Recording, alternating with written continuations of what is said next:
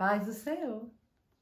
Estamos novamente no canal para estudar a terceira parte da lição de Paulo. Hoje nós vamos estudar a terceira viagem missionária. A terceira viagem missionária de Paulo é marcada pelo estabelecimento da igreja em Éfeso, que é uma cidade muito paganizada.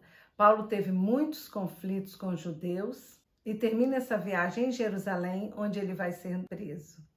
Então corre, pega o seu caderno, sua caneta, sua Bíblia e vem comigo!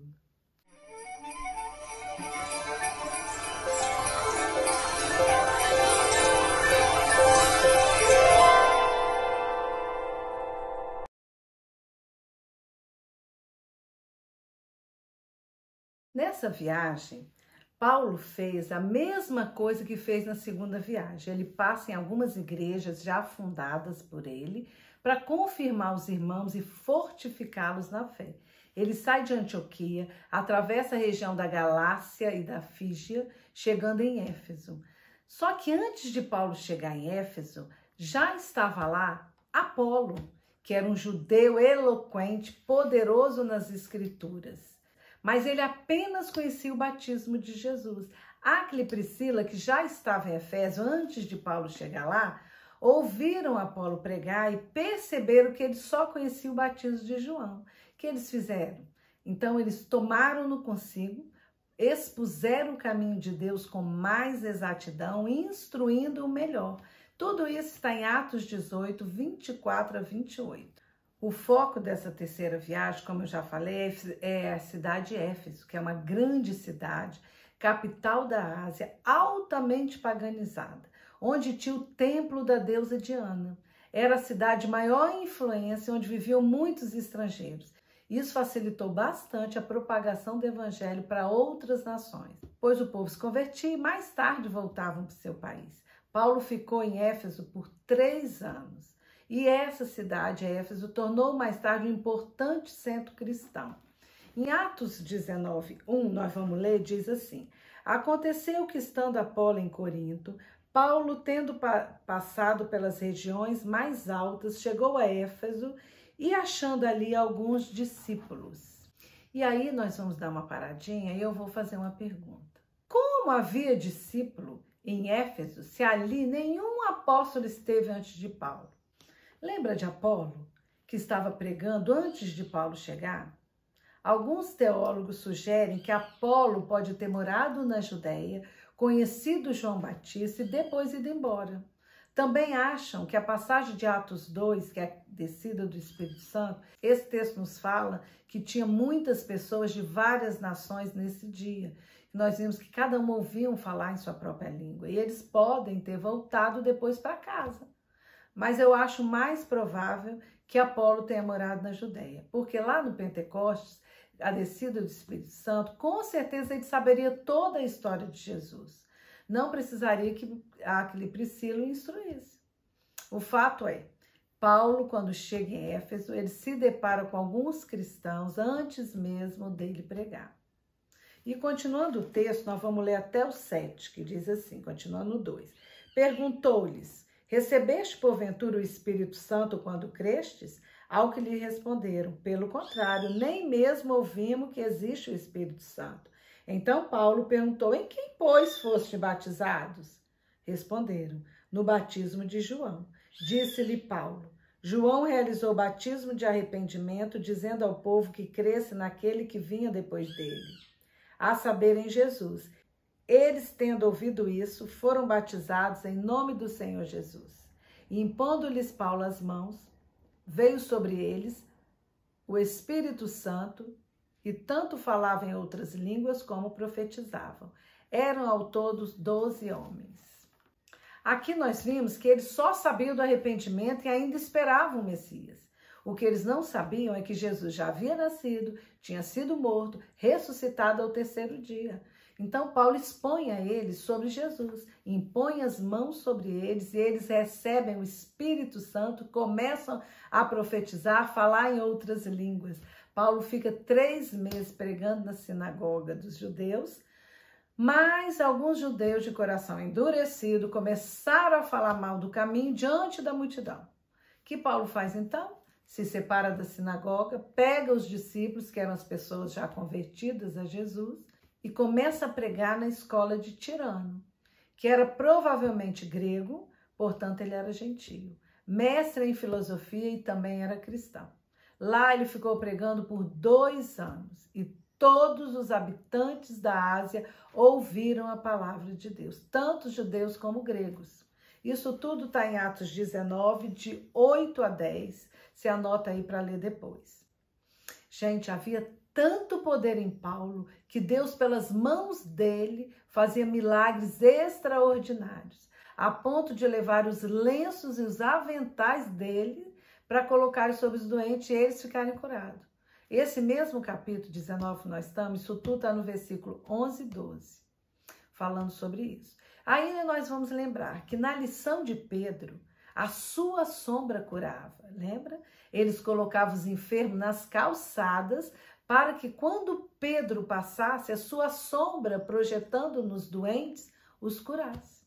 E aqui o que nós vemos? Nós vemos que as roupas de Paulo eram levadas e colocadas sobre os enfermos e endemoniados, e eles eram curados e libertos.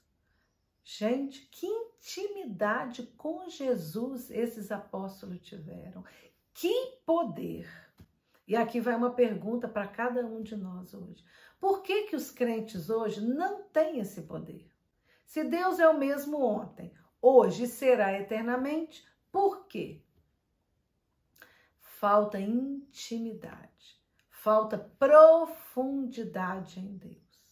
Olha o que aconteceu com alguns homens que quiseram imitar Paulo. Eles sofreram vergonha. Está em Atos, nós vamos ler, tá? Atos 19, 13 a 17 diz assim: E alguns judeus, exorcistas ambulantes, tentaram invocar o nome do Senhor Jesus sobre possessos de espíritos malignos, dizendo: Esconjuro-vos por Jesus, a quem Paulo prega. Os que faziam isso eram 7 filhos de um judeu chamado Cefa, sumo sacerdote. Mas os espíritos malignos lhes responderam: Conheço a Jesus e sei quem é Paulo, mas vós, quem sois?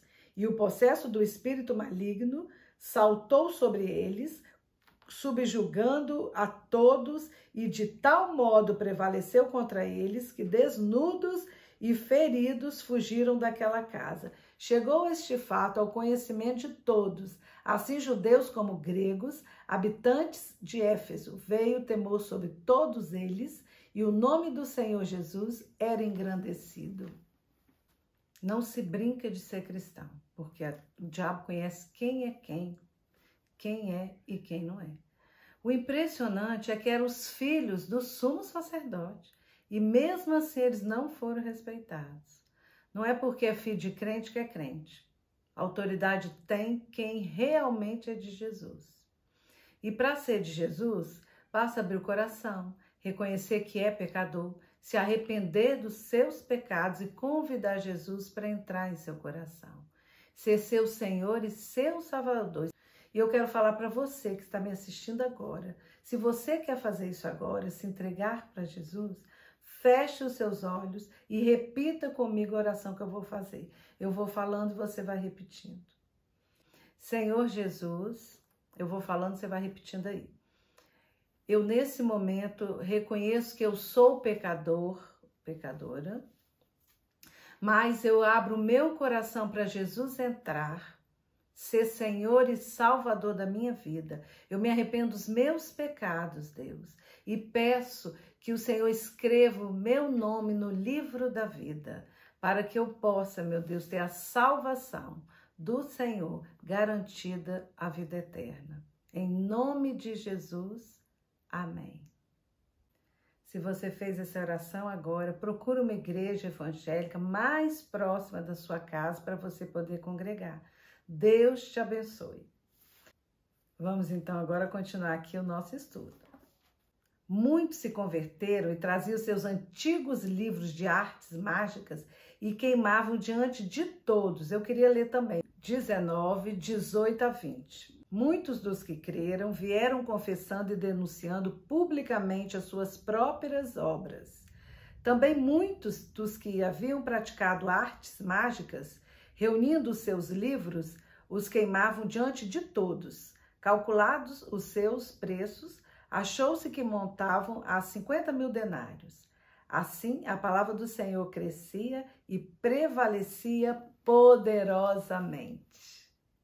Demétrio, que era um ourives e que fazia de prata nijos de Diana, a deusa, e que dava muito lucros aos artífices, ficou com muita raiva e convocou os da mesma profissão dele e disse, lá no 25 a 27, convocando-os juntamente com outros da mesma profissão, disse-lhes, senhores, sabeis que deste ofício vem a nossa prosperidade. E estáis vendo e ouvindo que não só em Éfeso, mas em quase toda a Ásia, esse Paulo tem persuadido e desencaminhado muita gente, afirmando não serem deuses os que são feitos por mãos humanas.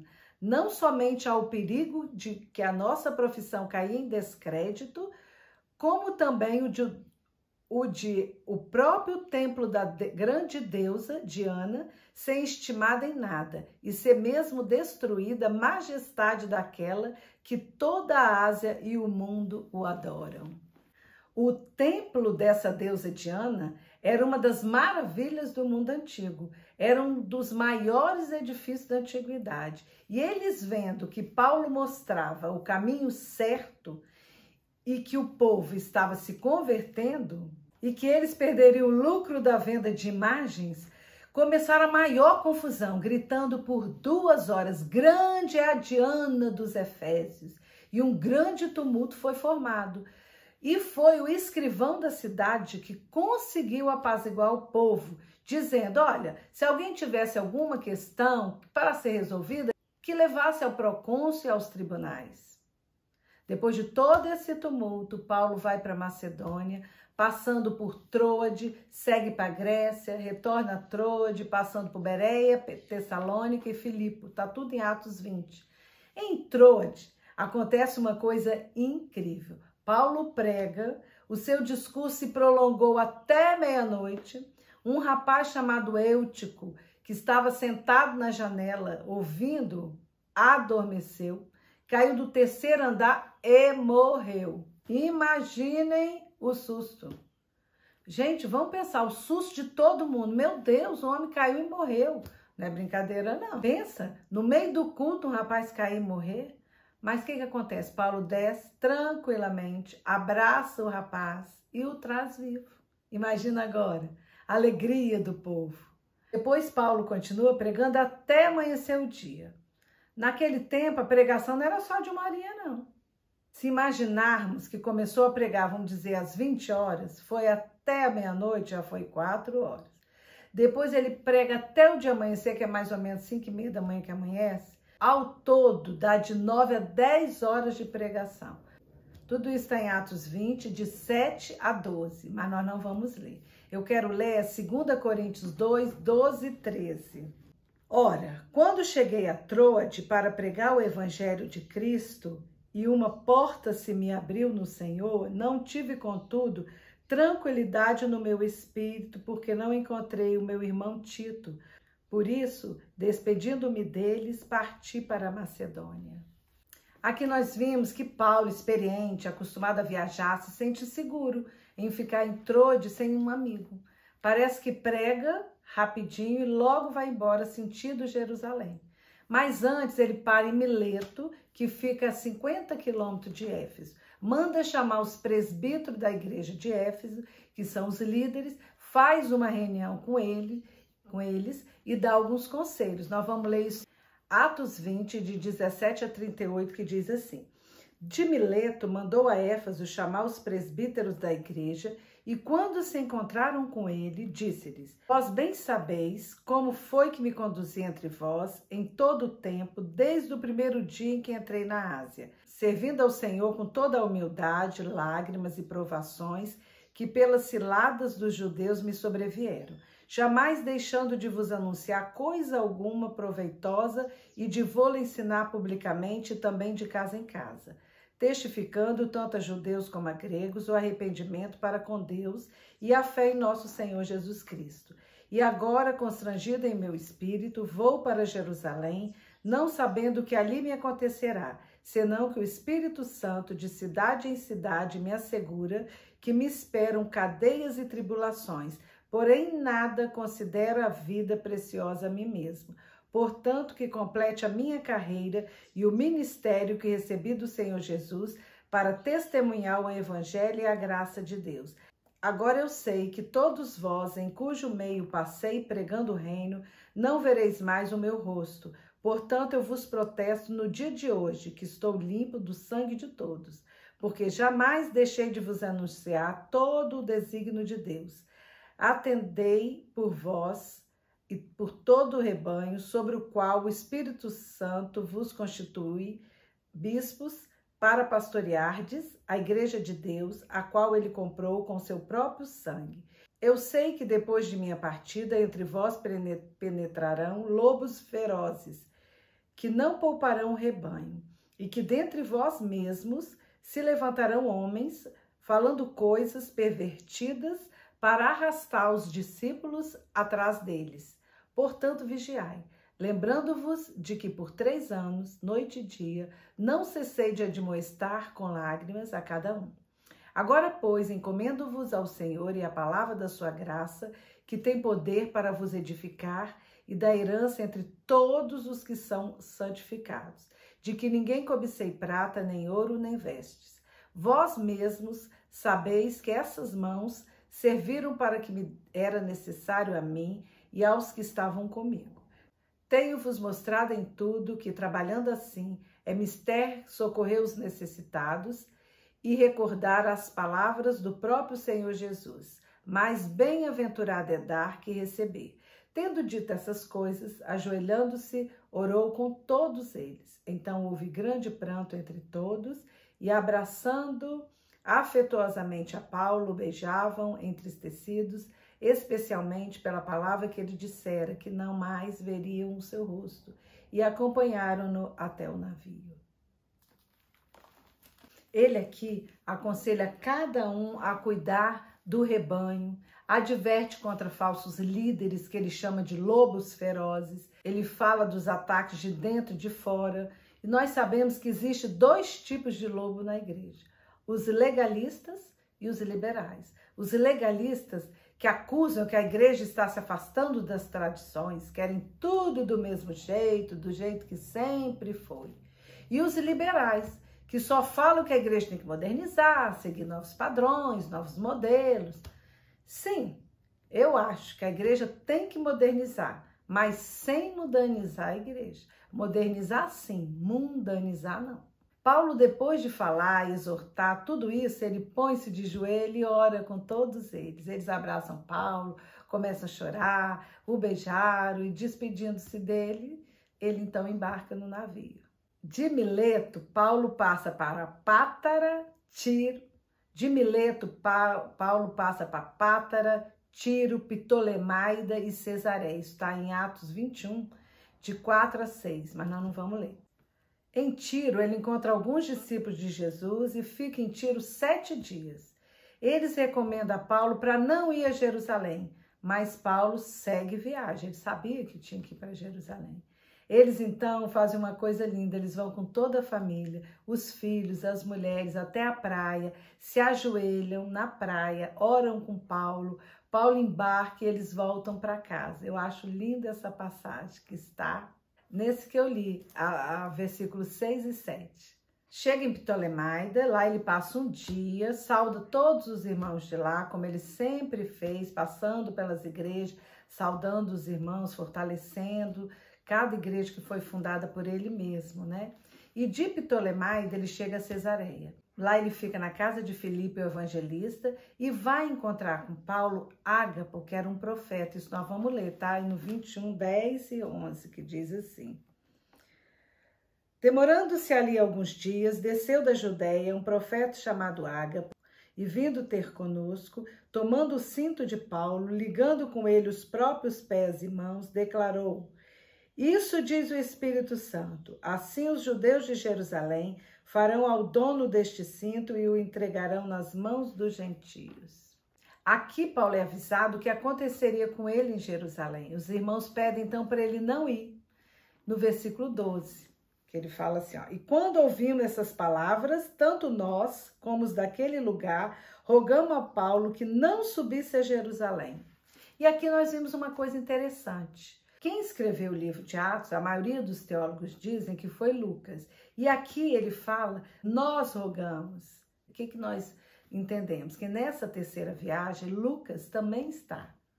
Quando ele fala que nós rogamos para que ele não fosse. Nós quem? Nós é porque ele estava presente. Se ele escreveu o livro e se refere a nós, é porque ele estava presente nessa viagem com Paulo. Isso é interessante. Mas olha o que Paulo responde a eles, no 13. Então ele respondeu, que fazeis chorando e quebrantando meu coração? Pois estou pronto não só para ser preso, mas até para morrer em Jerusalém pelo nome de Jesus. Paulo então fala para eles, por que estão entristecendo o meu coração? Estou pronto não só para ser preso, mas a morrer por Jesus. Coisa mais incrível, ele estava preparado realmente para passar por tudo que ele passou e que ele ainda passaria, que nós vamos ver no próximo estudo, que é a viagem de Paulo para a prisão. Paulo então, depois de falar isso no versículo 13, ele vai realmente para Jerusalém. Chegando em Jerusalém, ele é recebido com muita alegria por todos os irmãos e também pelos apóstolos. Isso vocês podem ler em Atos 21, de 15 a 17. E aqui nós vamos terminar a nossa terceira viagem missionária de Paulo, a nossa terceira lição. Porque a partir daqui nós vamos ver então Paulo sendo preso e levado para a prisão, que é o nosso próximo estudo. Se você gostou, dê um joinha, inscreva-se no meu canal se você ainda não é inscrito, divulgue o vídeo para os seus amigos, outras pessoas que você acha interessante ouvir um pouco da palavra de Deus. E agora então nós vamos orar. Senhor Jesus, estamos diante da Tua presença, diante da Tua palavra, incrível, maravilhosa. Nós amamos a Tua palavra, aqui nós aprendemos muito, muito. Aprendemos, meu Deus, com Paulo, que era intrépido, nada impediu Paulo de chegar onde ele tinha que chegar, pregar as pessoas que ele tinha que pregar. Ele pregou em toda a Ásia, ele pregou na Europa, indo à Grécia, Atenas, coisa mais maravilhosa como ele foi usado poderosamente por Ti.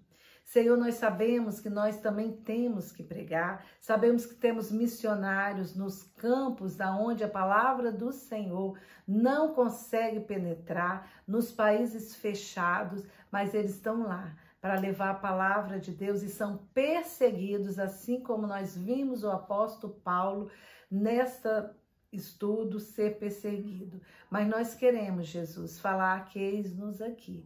Usa-nos conforme o Teu querer, conforme a Tua vontade. Eu quero colocar essa pessoa que está me ouvindo em Tuas mãos. Se ela abriu o coração ao Senhor, meu Deus, eu peço que realmente, a partir de hoje, os Teus anjos guerreiros pelejem por ela, guarda, protege, livra do mal, para que ela possa estar guardada pelo Senhor.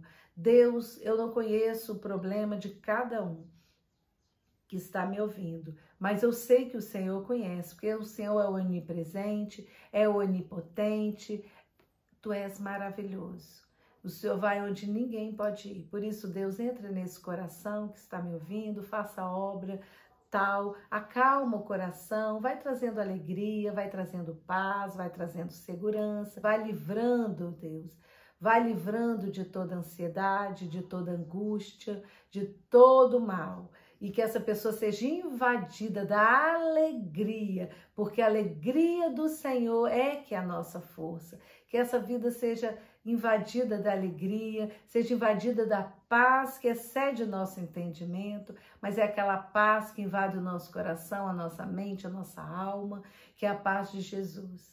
Nós queremos dizer que Te amamos, que Te adoramos, glorificamos o Teu nome, declaramos que só o Senhor é Deus das nossas vidas.